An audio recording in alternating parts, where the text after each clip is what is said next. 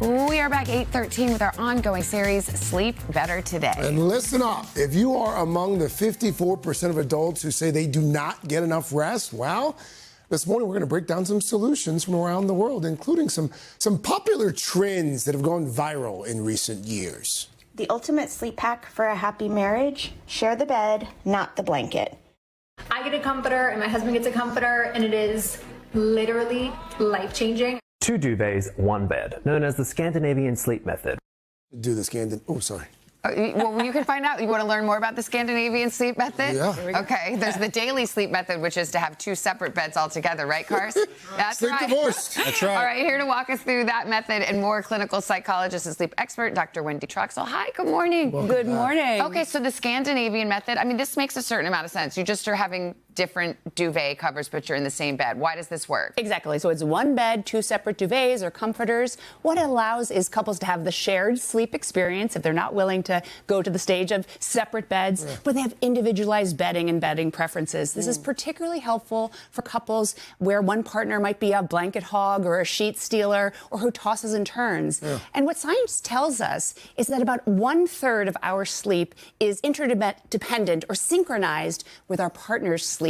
So when they pull a sheet, 1/3. Yikes. So these movements are very interconnected. So separate duvets can minimize those types of disruptions. It won't solve all shared sleeping challenges like snoring, but it can be very effective for couples for those types of issues. Like snoring. Like snoring. Did you tell her to say that? I didn't know. No. Not snoring. But you know who you are. It's really popular, not just in Scandinavian countries, also in the U.S., including with luxury hotel brands like Equinox and others that are very sleep forward. All right, so there's the Scandinavian method. Tell us about the Dutch method.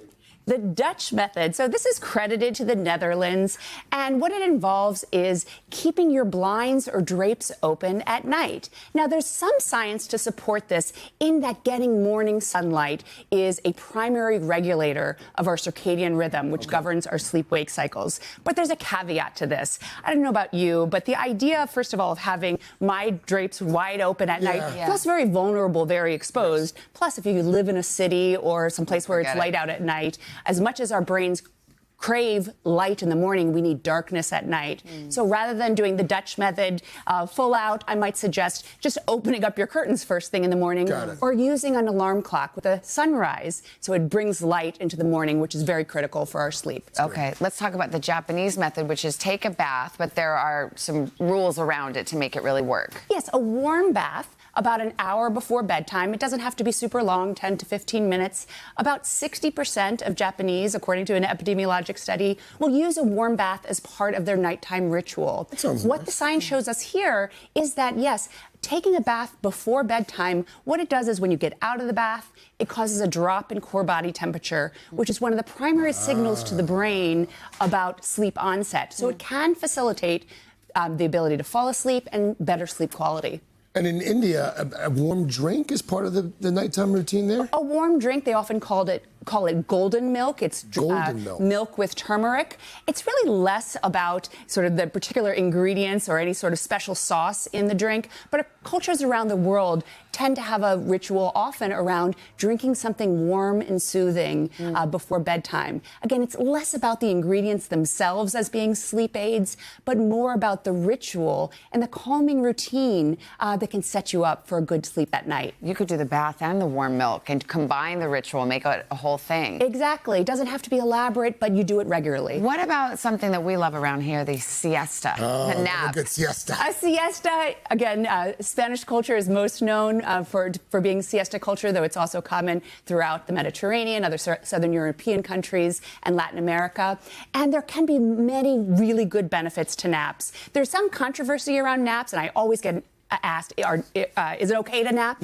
And the reality is the evidence does show that napping can be good for cognition, for performance. There are some observational studies that have shown links between napping and health risks, but it's probably not about the nap per se. People who are napping frequently because they have to, because they can't get through their day, that's probably because they have disrupted sleep or some other medical condition. But naps in general, if they're short early in What's the short? day. What's How the long? Under an hour, I would say. 20 to 30 minutes, under an That hour. just feels like a tease. if Yeah, it's- exactly. Well, you don't want to get too deep into sleep, otherwise you're going to wake up feeling groggy and Groggy. unrefreshed. And then hard to sleep at which is- night, too. Exactly. And so you don't want to take away your drive for sleep at night. So shorter and early in the day is the key to a healthful nap. My wife, Lindsay, introduced me about a month ago. She'd been using these for years. These eye masks. Oh, yeah. I was telling someone I Every got night. one of these eye masks. Yeah. It shuts out all the light. I've had the best sleep over the past month.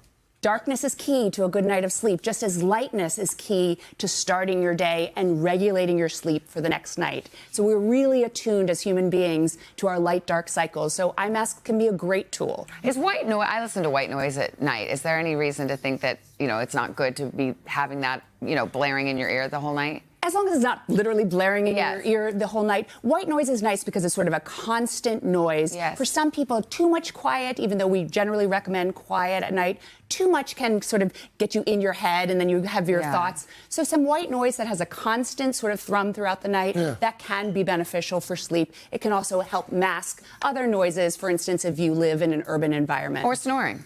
Or a partner who's... I hope Mike's not watching. I hope he's not watching. You're the one who brought up Mike. I hope didn't he's bring not him up. watching. Dr. Wendy Troxel, thank you so much. By the way, you can find out more on the Scandinavian sleep method and these other ones on our website, today.com. Hey, thanks for watching. And don't forget, you can catch the Today Show every morning on NBC or take Today when you're on the go. Just follow the Today podcast on Apple Podcasts, Spotify, or wherever you listen.